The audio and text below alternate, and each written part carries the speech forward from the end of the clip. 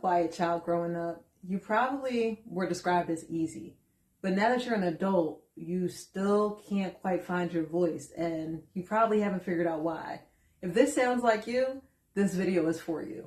Because today we're answering the question, why are you afraid to take up space?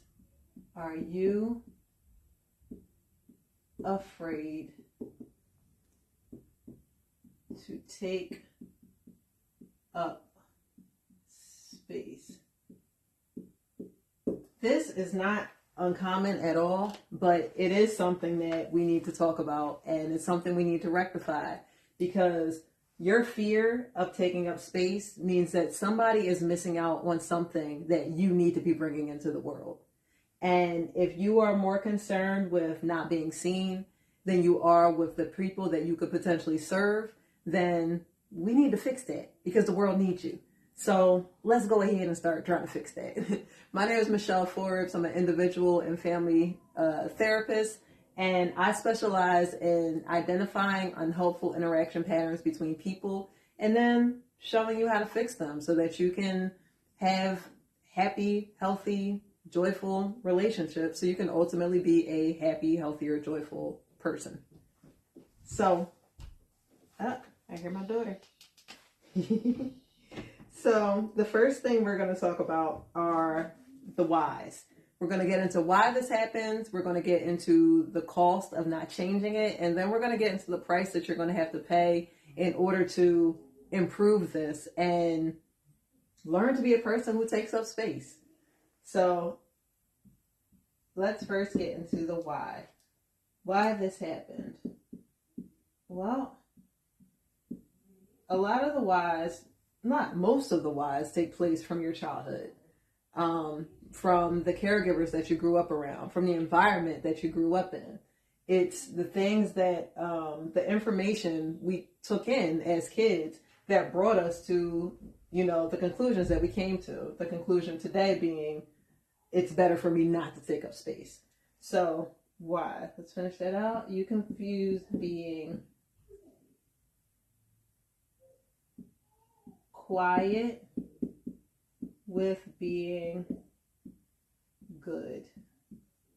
With being good, right? Because good doesn't mean that you're not rocking the boat. That doesn't make you a good person. That's why I'm putting it in quotey fingers. But somehow you confuse being quiet with being good. If I don't say anything, if I don't complain, if I don't speak up for myself, if I don't say that I have these needs that I really do have, but I just don't say anything about it, then that makes me good. That makes me more palatable to the rest of the family. That makes me more acceptable to, my caregivers. If I learn, you learned as a kid that if I don't do these things, then it makes my environment safer and smoother, at least externally. Of course, internally, there's a lot more turmoil because you're being dishonest about what you actually need. But as a kid, you're more concerned with what is happening externally for your own safety than you are what's happening internally to your mental and emotional health. You're just not at that point as a kid quite yet.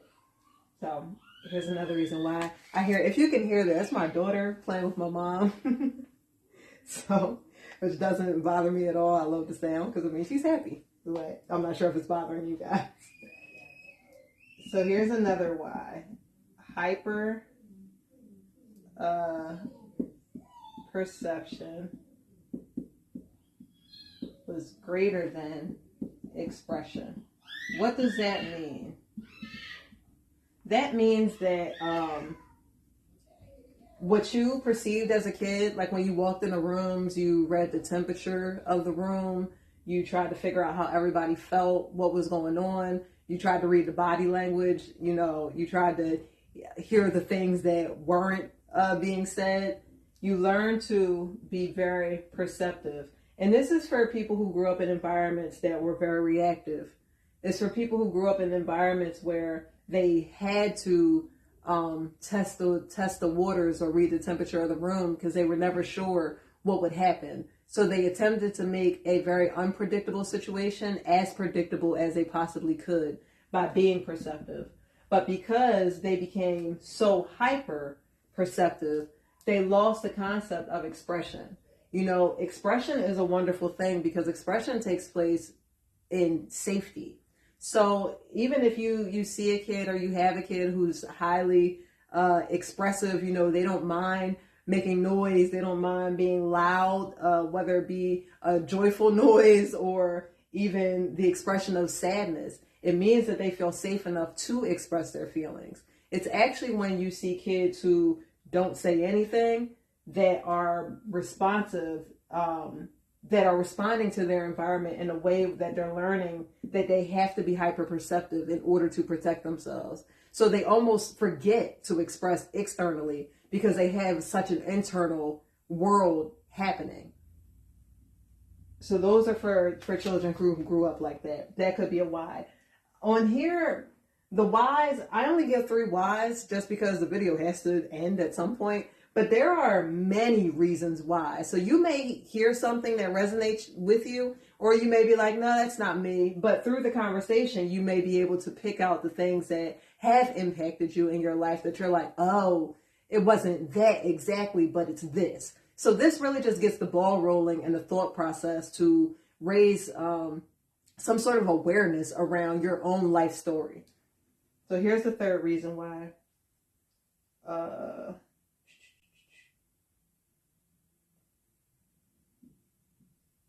You became the low maintenance one. This is for my people who grew up with siblings who struggled to get it right? Siblings who demanded a lot of attention. If you were not the only child and you had a sibling, it could be 1, it could have been 7, whatever. But you fell into the category of being the low maintenance one because you already saw how much space and energy one of your siblings was taking up in the family unit. You decided to be the person who was easier because you already saw the impact. So it made you become just more low maintenance. And you told yourself things like, well, I just don't need as much attention. I'm not having as many struggles as this person is. We need to, as a family unit, focus in on this person because they're the person who is demanding, the most attention or demanding the most need from the family. So you begin to internalize that you just don't need that much. And that can be a really hard idea to break out of as an adult because that's something that carries with you. The hard part about these origin stories and the patterns that you pick up from your childhood is that if you never think about these patterns again, or you never notice them, or you never actually unpack the things that you learned from your childhood, you just carry it into adulthood. So a lot of times the low maintenance kid grows into an adult who internalizes that they don't need a lot, which means they don't ask for a lot from other people, which means they don't expect a lot out of life. And that can be really, really unfair to a person because a person deserves everything that, all the wonderful things that life has to offer them. But part of receiving all the things that life has to offer you, you have to believe that you're deserving of receiving it. And this really messes with, your belief system about yourself from a young age. So that's one of the whys. Again, you may have heard yourself, you may not have heard yourself, but hopefully the wheels are turning about how, your childhood impacted, your desire or ability to take up space as an adult. So that's the why. Now we're going to get into the pillar. On this channel, we look at everything through the lens of the whole method. The whole method is a roadmap to your transformation. The whole method looks at you from your childhood to your adulthood, from, your origin to how you are presently living and showing up in your life. And it demands you or calls you forward to answer certain questions about your life for you to unpack and decide who you would like to be. Not the person who you were raised as, or the person who learned to survive in the environment that they did when they were a kid, but now the person who can be healed and present and be accountable for their own life and their own decisions and decide who they want to be. Yes, baby. It's my daughter. Okay. So, yes, that is the whole method. The whole method is witness, heal, own, love, execute. If anything here has resonated with you so far and you're like, man, I would really like to understand that better or learn more about it, please join me on my school community. My baby. Please join me on my school community. It's called Living Whole, where you're able to go through, each pillar at your own pace and unpack these things and ask questions and really do it within a community who can support you, especially me, because I love doing this stuff and I really love seeing people come into living their best lives. That's how I live my best life, by helping others live theirs. So here are the pillars that this deals with. Heal and own. Why does it deal with heal? Because heal deals with your childhood. It takes you from, the burdens of different negative beliefs or beliefs that just don't serve you. It takes you from those beliefs to understanding. Understanding how these things have come to be, understanding how you have carried these belief systems from your childhood into now adulthood and how these things no longer serve you. It also deals with own, because you have to own your voice, because the own pillar deals with regaining your power and understanding and taking accountability for the things that you can control and then deciding to control those things. And something that we all, thank God, have the power of controlling is our voice. And that's the part of, the taking up of the space. Your voice matters. You have to be able to stand within your voice, not only for yourself, but potentially for the people who may hear you, and you give them permission to live, their lives, or you give them some sort of insight or some sort of encouragement that they needed, that they wouldn't have had otherwise. So your voice and you taking up space, it's not just for you, it's for the world. It's for the people around you, the people that you're supposed to serve.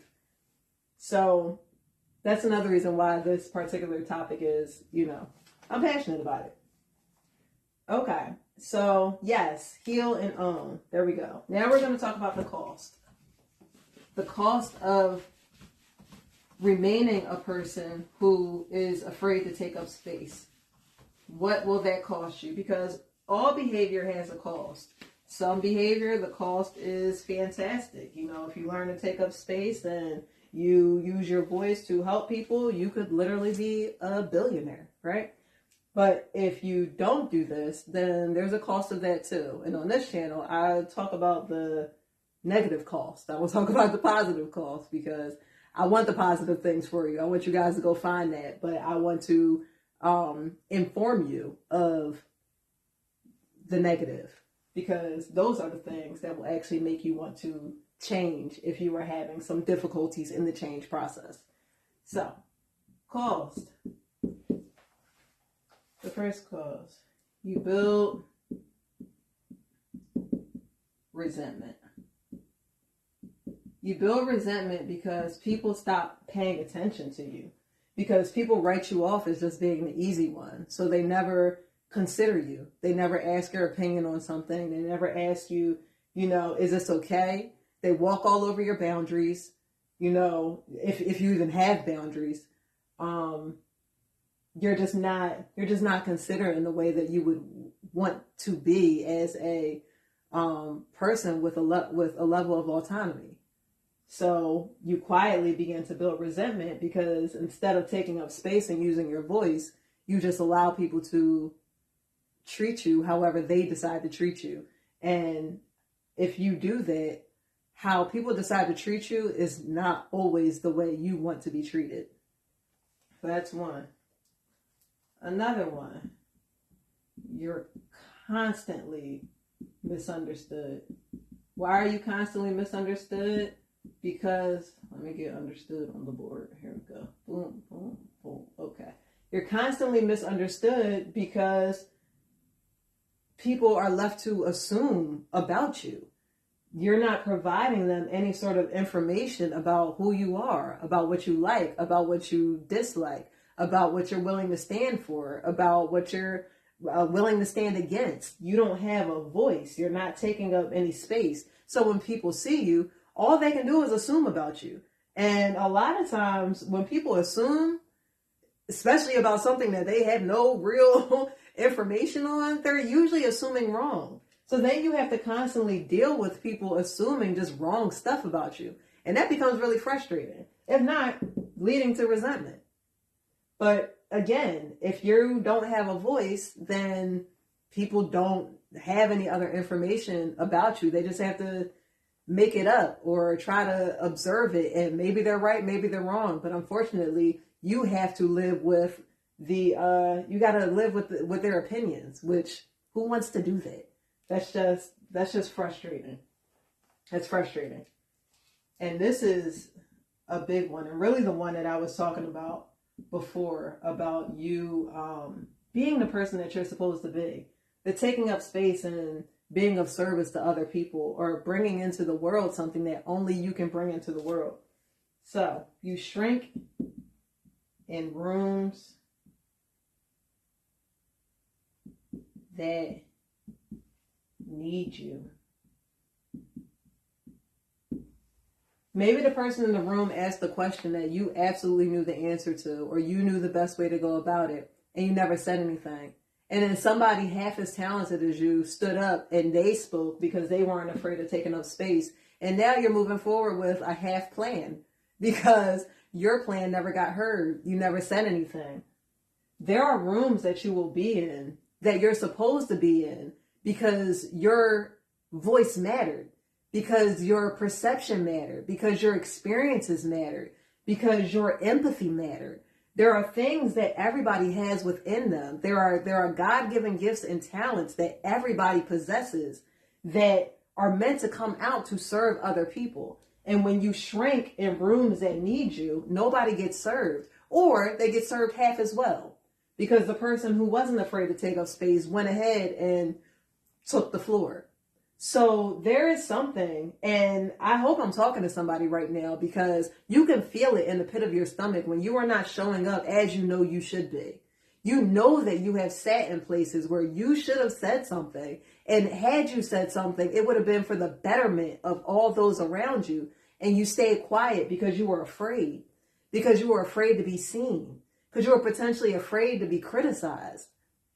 You can't live like that forever. It's not going to serve you to live like that forever. And there are people who will never receive your gifts if you don't say anything. That means they'll miss out on you. And if I'm one of those people, I take that personally, quite frankly. I take it personally that you're sitting somewhere quiet and shrinking when you should be moving forward, when God is calling you to move forward and you're not doing it. So please, that is a cost. And that's not just a cost for you. That's a cost for all of us. Do not rob us of you. Do not think that you, because you were the kid who was quiet, and because you were the kid who was overlooked, or even the adult, because you were the adult that was misunderstood, or you were the adult who just went along to get along. Don't think because you've been that person that you cannot be someone different. And that because you are that person who is afraid right now, then that just means that you don't have anything inside of yourself worth sharing. Because that's not the truth. You may have obstacles to move past. You may have challenges that you have to move past. If you want to move past those challenges, please click the link in the YouTube for my Living Whole community, because those are the things that help unpack of how you got here and the person you would like to be. But don't think because that's the person you've been, because you've been the quiet, go along to get along person who didn't really have an opinion, that what is lying inside of you is not important. That you cannot grow to be a person who takes up space. That you cannot grow to be a person whose voice is highly respected and highly needed in these spaces. Because it's not that you don't have it. It's that you're scared to say it. It's not that you're not already this person. You're just scared to let it out the bag. You got to let it out the bag for the benefit of not only you, but for us, for the people around you, for potentially people who you've never even met or seen before. Okay. Sorry, I got passionate. All right, now we're going to get into the price. What price will you have to pay to be that person? Because there is a price, you know. It's not, you don't just wake up and you're different. That's not how it works. Change happens, you know, a bit at a time. Change actually happens as quickly as you can confidently and emotionally handle it. Your pace of change comes from your ability to do what you know you need to do consistently and unapologetically and consistently. That's really what it is. You have to do it. You have to do it with consistency, because what you repeatedly do becomes who you are. So in order to break a pattern, you have to repeatedly do something different. Not once, not twice, but repeatedly. It has to consistently become a new habit. That's the only way to bring about the change. So, what is the price that you have to pay to be this person who could take up space? First price, again, I can only give 3 examples because at the end of the day, this video has to end. So, but I hope that it gets the wheels turning so that you can figure out, you know, what you have to deal with, what your own barrier is to being a person who takes up space. All right. Surprise. Awkwardness. Doesn't sound that serious, but more serious than you would think. There's a lot of people who want to avoid the awkwardness of just speaking. You know, that awkwardness of being the person who raises their hand or stands up or talks on a Zoom and says, hey, I have something to say. Hey, I think my perception and the thoughts that I've formed in my head are important enough to say publicly. There is an awkwardness in that, especially if you are going from being a quiet person, because you always have a voice in the back of your head of, well, somebody else can, you know, handle it, or somebody else will say it, or what I have to say isn't that important. And that voice is a lie. That voice is a lie. Do not listen to that voice, because what you have inside of you, and you know when you have it because it burns. I've had the feeling before. You know when you have something to share or you have something to say and you're just not saying it and you're waiting for somebody else to say it because you don't want to have the awkward moment of, I have something to say. Or, you know, your voice is going to shake. You know, your voice is going to tremble, right? When you're a quiet person and you're not used to speaking, it's hard to get over that hurdle of using your voice. But it's important. Your voice is important.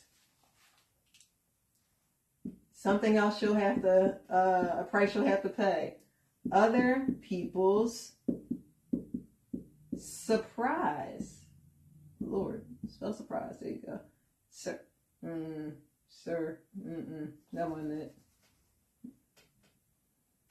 Sorry, I spelled it wrong and it was going to bother me. Surprise. Okay. Other people's surprise. So-and-so's talking? Amy has something to say? Jasmine has her hand up? Is that Rodney's voice we hear? Yes. You have to get over the surprise of other people. Because when you're always quiet and then you start saying things, especially when you start saying well thought out, profound things, people are like, oh, wow. Is that I don't know. What's a name? Is that Paul who said that? Wow. Was that Rebecca? Like it is. It's going to be a level of surprise because people don't know. When you don't say anything, people don't know what's happening in your head. You could be Einstein in your head and nobody would know if you don't say anything. You could be the most talented person in the room and just be and never say anything. So when you start talking and people are like, holy smokes, that was amazing. people are going to be surprised. So you're going to have to move past, that feeling of like people being like, oh my gosh, that was you who said that? I didn't even know you thought like that. So part of that could be fun, depending on the person you are, or part of it could be really awkward or like, okay, chill. Like, I have a thought. I'm a person. Like, you may go through that too. But that's one, another price. And then this is the big one. The fear of rejection. And actually, I'll add criticism, because this boop is where a lot of dreams die. Right here. It is the fear that the thought out things that you have in your head, the things that you feel very passionate about, your beliefs, your thoughts, that when they make it to the light of day, that they will be rejected or they will be criticized. And the fear of rejection and criticism kills so many dreams, so many. It has killed so many voices that we've needed. It has killed so many ideas that really could have changed the world, or at least changed you, a friend, your family. That fear of rejection and criticism for taking up space it's gotta be the number one killer of dreams, honestly. And in order for you to be a person who is comfortable taking up space, you're not going to get there without going through this. And I'm not going to lie, this is a dragon. This is a dragon. You got to pull your sword out for that one. And you can't negotiate with it. You can't half step it. You just have to move past it. You just have to decide that even if I am rejected, even if I am criticized, my voice still matters. Even if what I have to say helps one person, it's worth it to say it. Even if I help one person and I'm criticized by 100, if what I said was the truth and what I said was in love because I felt like what I had to say was to the benefit of another person, you gotta say it. You gotta move past this. And it's that thought process that makes you feel okay about it. It's that thought process that brings you peace. Even if somebody doesn't like what I'm saying, as long as I'm serving who I feel like God has put me here to serve, then I can make peace with the rest of it. And everybody is here to serve somebody. God has put everybody here to serve somebody. And you cannot properly do that if this is where you stay. You have to find some way to get past this. And I know I'm talking to somebody because I've met so many people who have gone through this. I've gone through it myself. It's something that I still battle. I think it's something that people never stop battling, that fear of rejection and criticism. Nobody wants to be rejected. Nobody wants to be criticized. But there has to be something that's worth more than that. And that thing that's worth more than that, I am telling you, is your voice changing the lives of someone else. It can't be about you. It can't be about the protection of your ego. We aren't that fragile of people, or we can build ourselves into not being that fragile of people, that we can think about the benefits outside of ourselves versus the fear of rejection and criticism that may come our way because we used our voice. So that's a price that you'll have to pay. There's no way to not pay it. That's just one of those things. There will be other prices. Some will be harder depending on who you are. Some will be easier depending on who you are. This is a dragon. If you want to come out and publicly say something, if you want to show up online, or you want to speak at a conference, or just be the person who stands up in a room of people, you're not going to be able to do it without getting past this. This is a dragon, and it's okay, because it's not a dragon that can't be slayed, but it is. It's a big one. So I'm going to tell you well, we went through the why. Why are you afraid to take up space?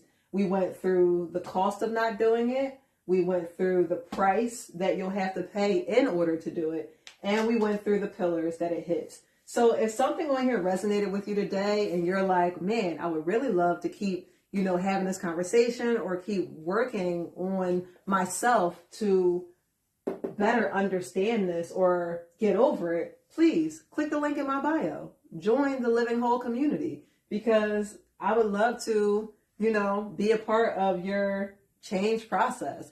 And once you go through the whole method, it will give you a whole lot of insight and a whole lot of awareness and confidence to make the changes you want to make to live whatever life you see fit for yourself.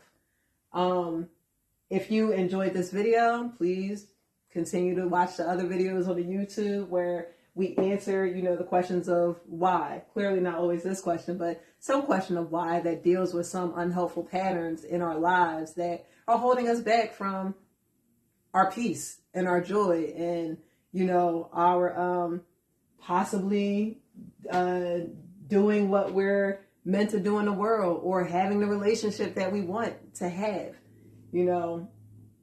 So those videos are helpful. And if you just enjoy, shorter conversations on mental health, please check me out on social media, on TikTok and Instagram at Talk Therapy on the Go. Thank you for listening. I hope you got to the end of it. And remember, your voice matters. Go ahead and take up the space. The world is waiting for you. I'm waiting for you. Peace.